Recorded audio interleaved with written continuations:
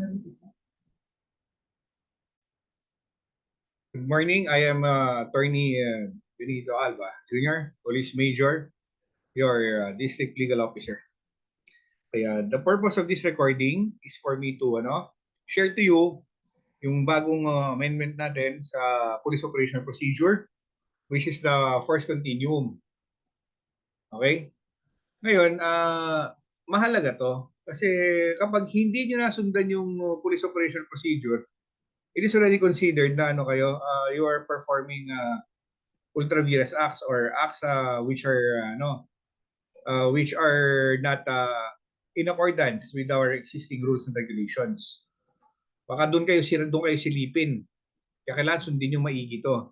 Yung lecture ko sa inyo para hindi kayo magkaroon problema administratively and criminally. I will be sharing to you my screen. Okay? The first continuum. Okay? And now, okay. Liwanag ko na sa inyo yan, ha? Ito.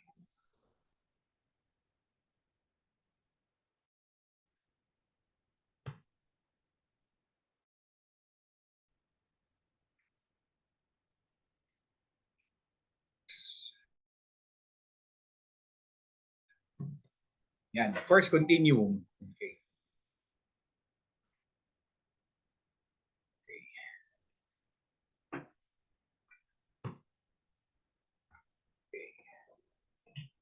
Yan. Application of necessary and reasonable force. Sabi ganun. In the lawful performance of duty, a police officer shall use necessary and reasonable force to accomplish his or her mandated task of enforcing the law and maintaining peace and order. A police officer, however, is not required to afford the offenders attacking him or her the opportunity for a fair or equal struggle. The necessity and reasonableness of the force employed will depend upon the number of aggressors, nature and characteristics of the weapon used, physical condition, size and other circumstances to include the place and occasion of the assault. The police officer is given the sound discretion to consider these factors in employing reasonable force. So tandaan nyo mabuti. Dahil kayo ang nandyan sa baba at kayo nakaka-experience actual threat or actual na pangyayari, it will take your sound discretion. Okay? A sound discretion, hindi yung discretion na pabigla-bigla. When you talk about sound discretion, it is a discretion. When you talk about discretion, pinag-isipan nyo siya. Discreet, parang discretion nyo. Diba? On how you will treat a certain situation. Di ba? For example, may nakita kayong tao na nakatayo lang dyan. Di ba? Anong gagawin mo? Kakapkapan mo ba kagad yon? O si-search mo siya kagad? Siyempre hindi. You should exercise your sound discretion kung this person might be committing a crime. Yung papasok sa Terry search na yung kakaroon ka ng reasonable suspicion to believe. Diba? Did you have a well-founded belief that this person is committing a crime and should be probably masita mo siya. Yung Terry search na tinatawag nga, di ba? Kailangan meron kang suspicion talaga. Hindi pwede yung yung hinahinala mo lang na Hindi yung pwede yung gano'n. Tapos, ang tanong, nakatayo lang yan, sisitahin mo. Kailangan bang gamitan mo ng baril? Katayo lang naman. Di ba? Kailangan bang barilin mo? O hindi. Kasi makikita mo sa first continuum dito, niliwanag niya na. Kung ano yan, yung discretion niya, maliwanag na siya. Hindi ka tulad doon, medyo parang malabo pa, parang hula-hula lang, kung parang ano ba ang reasonable necessity of the means employed to prevent or repel the attack. Sabi nga, di ba? Sabi nga nila kasi, in self-defense of self and stranger and relative, there must be unlawful aggression against them. There must be reasonable necessity of the means employed to prevent or repel the attack. And there is lack of sufficient provocation. So, doon tayo nagtatanong minsan sa sarili natin, ano ba ang reasonable necessity na kailangan i-employ to prevent or repel the attack? Dito, sa first continuum, ipapaliwanag din sa inyo isa-isa. Ayun ang para at least makatulong siya sa inyo. Okay. Sabi rito, during confrontation with an armed offender, only such necessary and reasonable force shall be applied as would be sufficient to overcome the aggression by the offender. Subdue the clear and imminent danger posed by him or her, or to justify the force or the act under the principles of self-defense, defense of relative, defense of stranger, or fulfillment of duty. in accordance with the elements laid down by law and jurisprudence. The excessive use of force to arrest or immobilize a suspect during police operation is prohibited. Bawal ang excessive use of force, ha? Sabing ganon. Okay? Now, what is the first continuum? Okay? It is a linear progressive decision-making process which displays the array of police reasonable responses commensurate to the level of suspect, law offender's assistance to effect compliance, arrest, and other law enforcement actions. It allows police officer responses to be flexible and or employ reasonable force in either sequential, consecutive, or combination of options against a dynamic suspects or law offenders, threats, or resistances. In all instances, the professional, respectable deportment of police as public safety servants, civil use of language, well-mannered decorum, and utmost respect for human rights should be observed. Yun daw yun.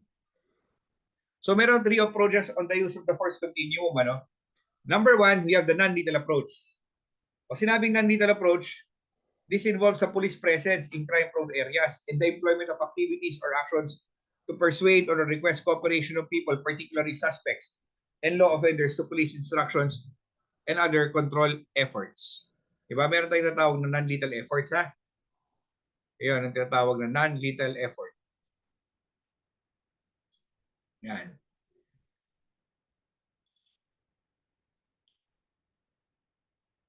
Tapos, ano pa?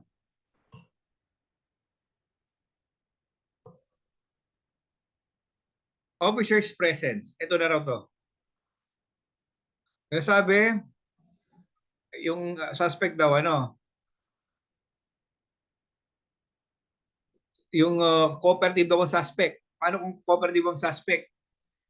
Compliant ng cooperative naman sa police efforts yung suspect. Police control efforts. Ang gagawin daw natin, ang response daw natin, we must display professional and respectable deportment. Wear the prescribed uniform with the equipment securely attached to the rig or utility belt. Dito, di ba, since cooperative siya, it did not qualify. Sa POP to, hindi niya kinwalify kung armed or unarmed yan. Di ba? So meaning, the person is cooperative. Wala siyang nakikitang unlawful aggression sa kanya sa part niya. Wala kang makikita sa kanya na parang imminent threat sa'yo na ikaw ay sasaktan niya. Walang ganun. Di ba? Nandun siya. Katayo lang siya. Compliant siya sa'yo and cooperative siya sa'yo. Hindi siya nag-qualify rito kung armed or unarmed. So, ibig sabihin nito, kung armed ang tao o unarmed ang tao, ang gagawin daw ninyo, hindi siya babarilin kagad-agad. Hindi siya babarilin. Kasi kung ano nga cooperative siya. So, ba't nyo babarilin, di ba? Ang sabi rito, kapag ganung situation daw, armed or unarmed, di ba? Ang gagawin daw ninyo is ano, you must display professional and respectable deportment. Di ba? Parang utusan nyo lang siya. Na o ano, sumuko ka sa amin, kami police, inform mo siya na ikaw ay aming tingin ay nagkasala, na ikaw ay may dala-dala kang kutsilyo sa public. Yan, na ikaw ay may dalang baril sa public in violation of in probable violation of the firearms law, and also a probable violation of the COMELEC, yung gun ban. Yan.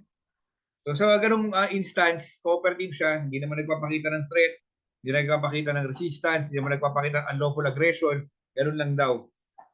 Di ba? Sa POP yan, Okay, tapos dito tayo, verbal command naman daw. Yung suspect, threats, or resist, non-verbal and verbal non-compliance. Hindi lang daw sumusunod to. Diba? Hindi lang siya sumusunod. Sabi rito, non-compliant siya, uncooperative, or resisting siya to follow police control efforts. Pero wala siyang pinapakitang immediate physical resistance. At wala siyang pinapakita immediate physical threat. At wala siyang immediate physical threat of physical injury to the police or to other persons. Kasi nga, wala siyang pinapakitang gano'n, uncooperative nga lang siya. So, ang sabi, pag ganun daw, ang i-employ nyo lang daw, ano lang daw. Ang sabi rito, you must employ communication techniques, including request. Yan, request. Sige na, sumuko ka na. Persuasion. Sige na. Ganyan. Sa tono ng boses nyo yan, makikita yan, ang inyong sincerity. Kailangan sincere kayo sa mga taong kausap nyo. Tapos magbibigay kayo ng command, mag-issue kayo ng warning by voice, print, and or electronic in clear, understandable manner. Use of whistle, use of language that is known to the offender or in the national language. And the verbal command shall be done in a loud, firm, and clear manner. Use of sign language to speech impaired offenders. So yan daw ang magiging response nyo ha. Di ba? So kung non-compliant siya or uncooperative, nagre-resist to follow police control efforts, pero wala namang present immediate physical resistance, o wala namang present threats of physical injury to the police or to other persons, anong gagawin? Di ba? Nag-apply to sa armed or unarmed, anong gagawin pag ganyan? Di ba? Hindi siya cooperative pero wala siyang threat. Babarilin ba? Hindi. Etong sabi dyan, pinapaliwanag sa inyo kung anong gagawin. Di ba? Para maliwanag sa inyo. Para kayo naman, hindi rin kayo gagawa ng violation ng human rights. So, wala namang to eh. Tandaan nyo, tinatawag nga rito, di ba, Article 11. Diba, sinasabing gano'n, there must be unlawful aggression. There must be unlawful aggression for self-defense to work. Sa part na to, wala siyang sinasabing unlawful aggression. Uncooperative lang siya. Hindi na siya nagpa-follow ng police control effort. So, pag ganun daw, ang i-employ nyo na techniques ay yung ganun lang daw. Request, persuasion, pati yung mga sinabi ko na kanina, naka-enumerate dito sa police response / equipment, sabi niya ron. Next tayo. Ito naman tayo kapag physical control, soft hand technique, suspect stress or resistance, sabi nga may passive resistance siya. Ngayon, sabi rito, unarmed yung tao, non-compliant siya, uncooperative, tapos verbally abusive na siya, tapos attempt siya to fall into fetal position, pull away, escape, or evade, do not present immediate physical resistance or threat of physical injury to the police or other persons. Dito, sinasabi rito, itong tao, gusto nang tumakas. Sabing gano'n, gusto nang tumakas or ayaw nang sumama sa inyo, ayaw sumuko, ayaw sumama. Diba? Sabing gano'n, nagpo-pull away siya, nag-attempt siya mag-escape.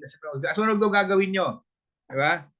Ito raw, mag-ensure kayo ng employment of reasonable force. Doon pa lang kayo gamit ng reasonable force.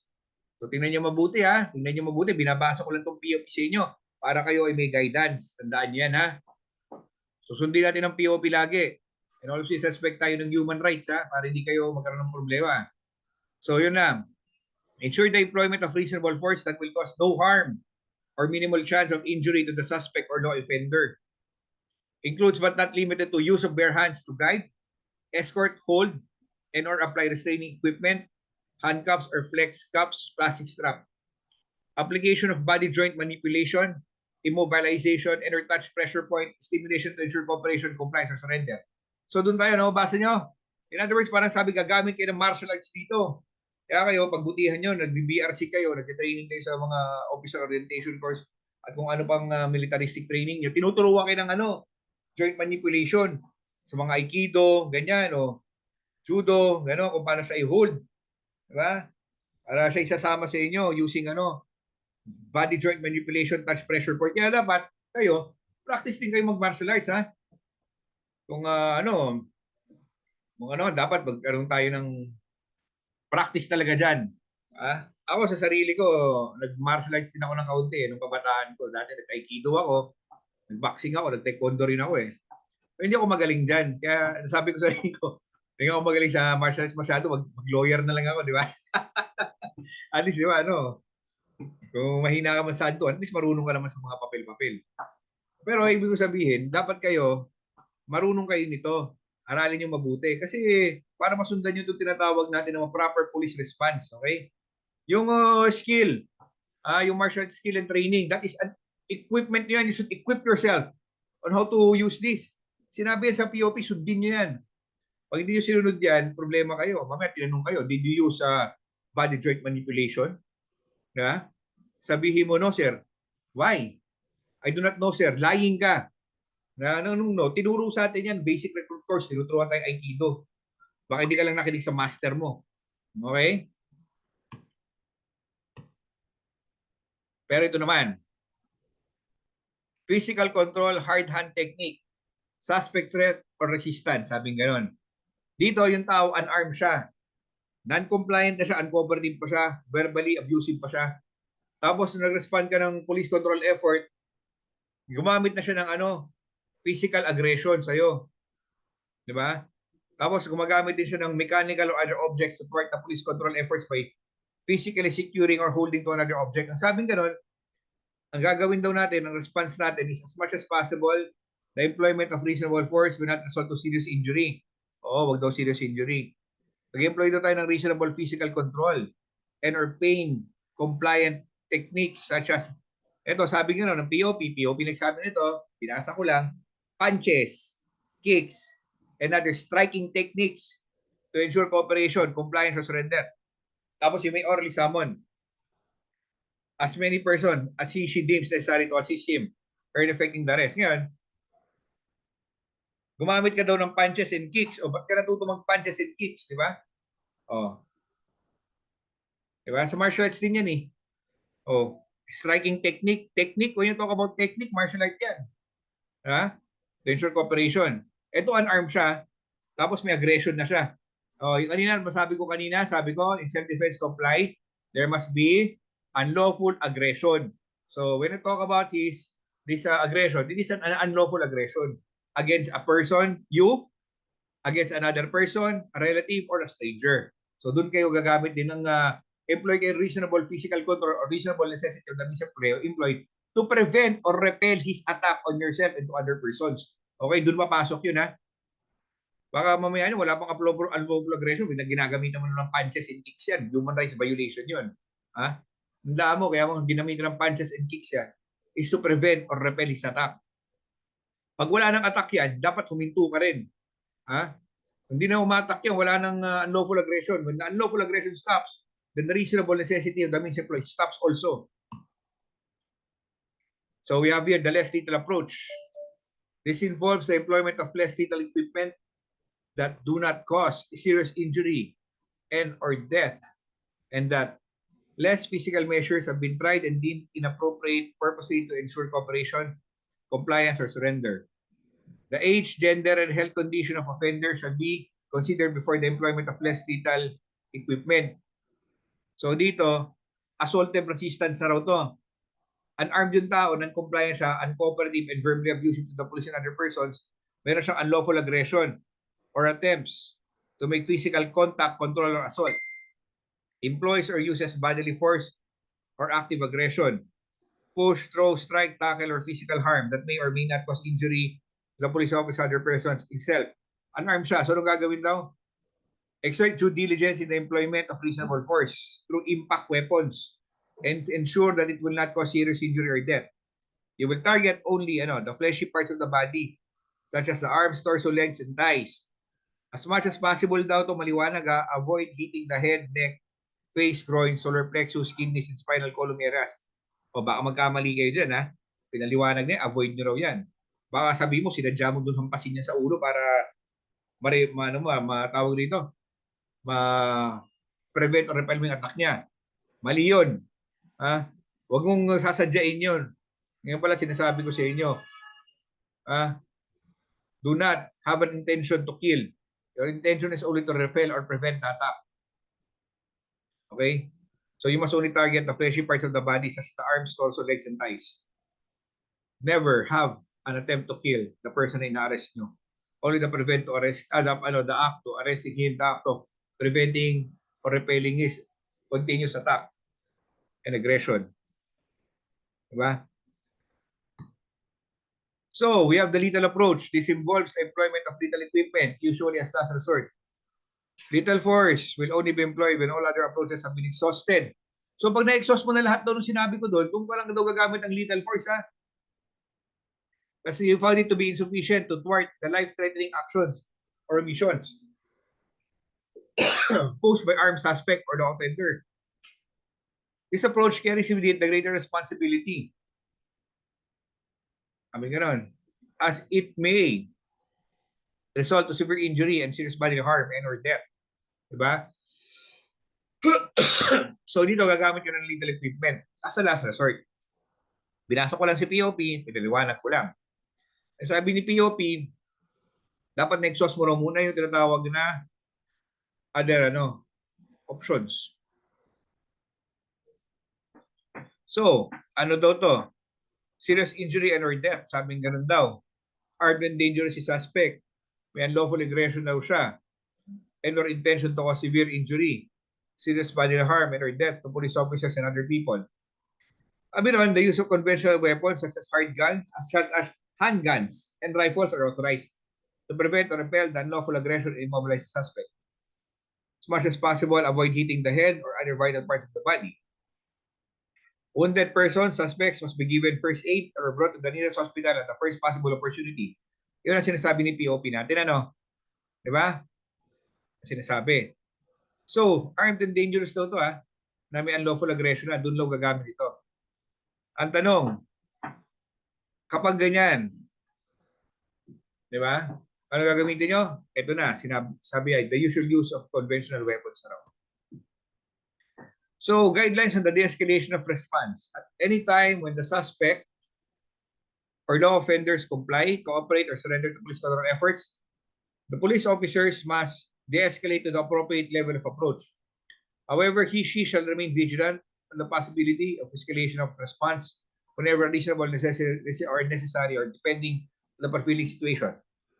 So what is the responsibility of the police officer in charge of the operation? The police officer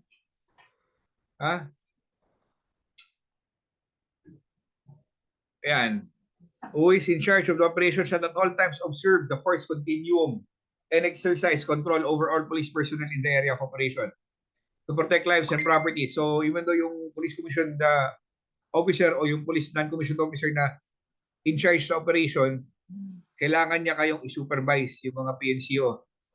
So, kasi baka may mga PNCO dyan na hindi sinusunod ang force continuum. Dapat ma-supervise siya para sundan niya. So, use of force, firearms during police operation. Use of firearm unjustified.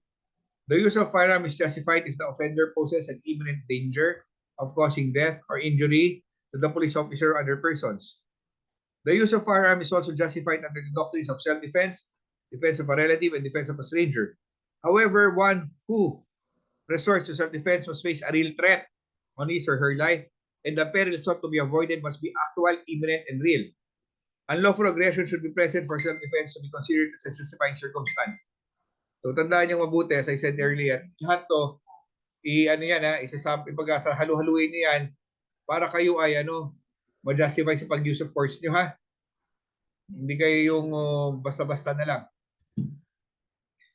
Dapat i-go-on-stream niyo yung provisions na kung kailan dapat gagamit ang firearm para ma-justify. So, the police shall not use yan. Ito sa warning shot, The police shall not use warning shot during the police operation. Pero may exception siya.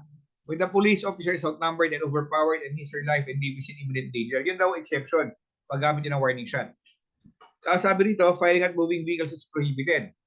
A moving vehicle and its occupants shall not be fired upon except when its occupants pose imminent danger. May exception din siya. Pag nag-pose ng imminent danger of causing death or injury to the police officer or any other person and that the use of firearm does not create any danger to the public and that ways like the benefits of its non-use. So yun daw, exception. Tapos, next is, in firing at a moving vehicle, the following parameters should be considered. The intent of the suspects to harm the police officer or other persons. B, the capability of the suspects to harm with certainty the police officer or other persons. And C, accessibility of or the proximity of the suspects from the police officer and other persons. Ngayon, ito ang sunod pa rin. Lagi ito pag nakaputok kayo ng firearm, yung nagamit yung firearm without a file an incident report. A police officer who fires his or service firearm or weapon during a confrontation with an offender or offenders must submit an incident report outlining the circumstances necessitating the use of his or firearm. Pag hindi mo ginawa yan, meron kang violation ng administrative natin. Okay? So, procedure after an armed confrontation. Immediately after an armed confrontation, the officer who is in charge of the operation when applicable shall secure the site of confrontation, check whether the situation still poses imminent danger, take photographs, evacuate all wounded to the nearest hospital regardless of the extent of injury, keep arrested suspects in isolation, conduct debriefing on all involved PNP operatives, submit after operations report, and ensure psychological stress counseling for all involved PNP operatives. Okay? Yun lang po lahat. that is the end, and thank you very much. Yun ang ating tinatawag na force continuum. So observe nyo siya, bali kayo magkaroon ng problema.